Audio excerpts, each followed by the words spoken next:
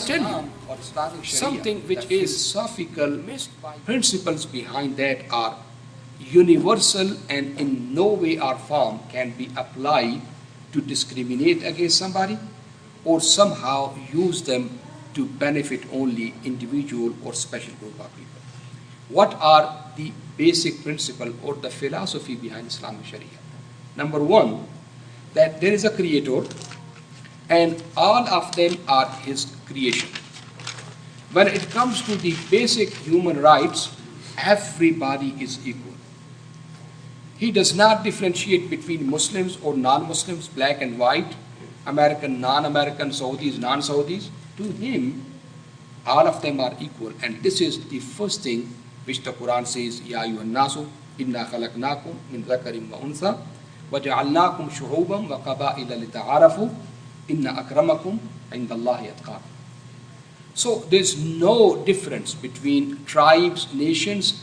These tribes and nations were made for the sake of recognition, so that people can say this guy comes from Turkey, the other comes from Syria, but all of them have got the two eyes, two ears, one nose, and there's not much difference when it comes to the basic humanity. Number two, the second principle of Islamic Sharia is human dignity. وَلَقَدْ كَرَّمْنَا بَنِي آدَمَ. We have honored the children of Adam. So the dignity is based upon, the dignity is based upon humanity and not upon ethnicity, religiosity, or color. Remember one thing. Quran did not say, we have honored you because you are Muslims. We have honored you because you are Jews or Christians. He said, وَلَقَدْ كَرَّمْنَا بَنِي آدَمَ وَحَمَلْنَاهُمْ فِي الْبَرِّ وَالْبَحْرِ. So when it comes to human dignity, now Islam will define human dignity. There will be no compromise. And that's the reason the Prophet ﷺ himself, through his actions and through his statement, he implemented it to the utmost of his ability. You know the famous incident when somebody from the Jewish community dies and his funeral is going and Prophet, peace be upon him, stands up. And one of the Sahabi says, Ya Rasulullah, don't bother, he's a Jew. The Prophet ﷺ, while standing, saying, he's a human being. So respect is for humanity, not for Jewishness, Islamic, or Christian, or any other origins. At the same time, in spite of the fact that, yes, we have got equal rights in the constitutions everywhere, but do you think that in the West, everybody is treated equally? I'm not going to talk about Saudi Arabia, Pakistan, Kuwait, because what they represent over there is Islamic culture, but not Islamic ideology. Yes, over there nobody is equal to the Mawatin, and even in the citizens there are levels. Such and such belongs to this tribe, such and such belongs to this tribe. Now sometimes, and I want to be very honest, when we talk about these Islamic philosophical principles of Islamic Sharia, people just come to our face and say, tell me one example where Islamic Sharia is implemented. And basically, it's going to be very difficult because out of 11 countries, which call themselves Islamic Republic of Pakistan, Islamic Republic of Iran, Islamic Republic of, there is republic but there's nothing Islamic. So therefore, it's very difficult to give example. Then they will say, okay, fine. You say that Islamic Sharia because Saudi Arabia, Kuwait, they claim, Gulf states, they claim that this is what the constitution over here is Islamic Sharia. You can't do anything against Islamic Sharia. And you see that the capital punishment of Islamic Sharia are implemented there. So whatever they do, they think that basically it is based upon Islamic Sharia. And then they will come and say, do you think that there is equality over there? Here in America, you can become citizen after 5 years. Nowadays it's difficult, but over there you cannot become citizen for the rest of your life. So where is that equality you are talking about? But that's where we want to make difference, that Islamic countries, Muslim countries, and Muslim actions are something But when we talk about Islamic Sharia, we are talking about the principles of Islamic Sharia. And we are saying wherever they will be implemented, whether by Muslims or non-Muslims, they will bring the fruit.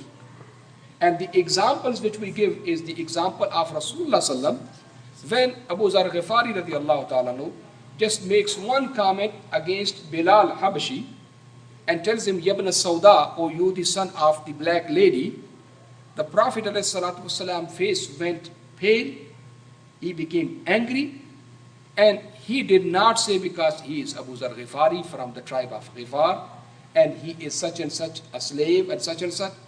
He spontaneously said, Innaka imrun fika jahiliya. You are still having the remnants of ignorance, O Abu Zar Ghifari.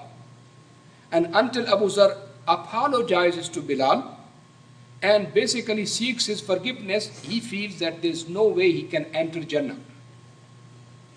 So therefore, this is what we are talking. When we are talking about the principles, we are talking the principles from the Quran and the original pristine society of Islam.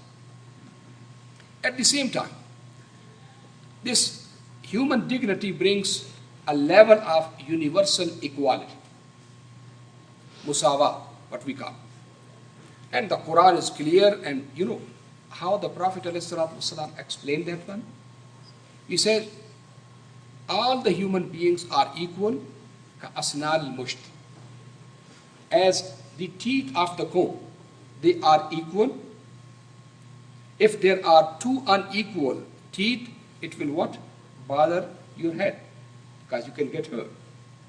So all the human beings are sawasi, they are equal, like the teeth of the comb.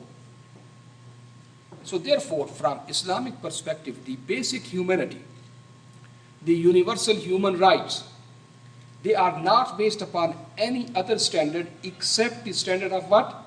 Human equality in every aspect and on every level. Then the next Islamic principle, because you know, wherever you go, you talk about the philosophical basis of a legal system. These are the philosophical basis of Islamic legal system. وَأَمْرُهُمْ شُورَى بَيْنَهُمْ. That the decisions of what? Even if it is a prophet himself who is speaking on behalf of God, to whom Jibreel ﷺ comes, who receives the directives of Allah subhanahu wa ta'ala day and night, but even he cannot make a decision without consulting the people with whom he or she is going to be dealing. وَأَمْرُهُمْ شُورَى بَيْنَهُمْ. That the decisions are supposed to be made by mutual consultation. And the example is given. Quran is telling Rasulullah sallam that if you are وَلَوْ كُنْتَ فَضًّا غَلِيظَ الْقَلْبِ لَانْفَضُّوا مِنْ حَوْلِكَ فَاعْفُ عَنْهُمْ وَاسْتَغْفِرْ لَهُمْ وَشَاوِرْهُمْ فِي الْأَمْرِ فَإِذَا عَزَمْتَ فَتَوَكَّلْ عَلَى اللَّهِ. If you were stubborn, O Prophet Muhammad sallam, or if you were harsh, if you did not know how to grab everybody and win their heart, لَانْفَضُّوا مِنْ حَوْلِكَ, they would have what? Dispersed away from you. فَاعْفُ عَنْهُمْ. Forgive them for their mistakes. Ignore whatever they do. وَاسْتَغْفِرْ لَهُمْ. And basically seek the forgiveness of Allah subhanahu wa ta'ala for whatever. And then وَشَاوِرْهُمْ فِي الْأَمْرِ. It is the commandment of Allah subhanahu wa ta'ala to Prophet Muhammad sallam that consult them in making the decisions. So therefore, wherever this principle of Islam, mutual consultation, in any way or form will be fulfilled, the barakah will be there. If Muslims will do it, they will benefit. If non-Muslims will do it, they will benefit. Remember one thing, Islamic Sharia is not meant for what? Muslims only. This is the mercy of Allah subhanahu wa ta'ala to all human beings. So it's universal principles wherever they are applied.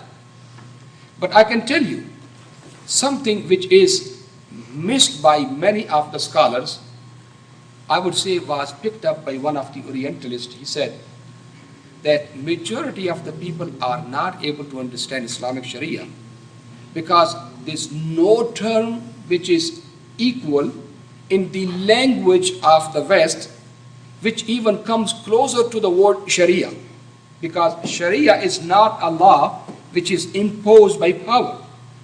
Sharia is your way to God, your way to life.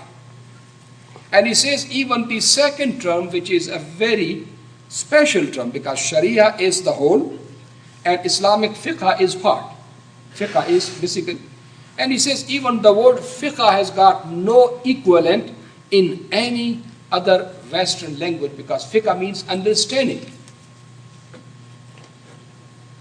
When you are trying to know the law or implement it, you are trying to understand and increase your wisdom.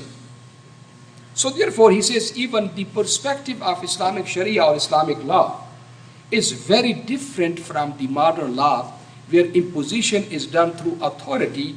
Here it is done voluntarily for the sake of moral as well as eternal consequences.